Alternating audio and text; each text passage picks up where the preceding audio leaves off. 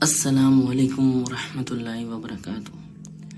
آج ہم آپ کی خدمت میں ایک ایسا درود پاک لے کر آئے ہیں جس کو پڑھنے سے انسان کے گناہ معاف کر دیے جاتے ہیں۔ آئیں چلے مل کر پڑھتے ہیں۔ تمام گناہ معاف۔ اللہم صلی علی سیدنا و مولانا محمد وعلی آلہ وسلم۔ اس کی فضیلت یہ ہے، چلیں مل کر سنتے ہیں۔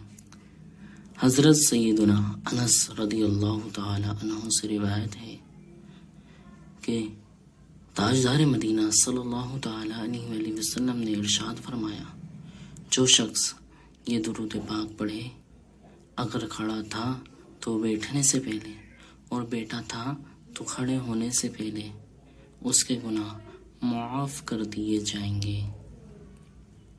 گناہ معاف کرنے سے یہاں پہ جو مراد ہے وہ صغیرہ گناہ معاف کرنے کی ہے، نہ کہ کبیرہ۔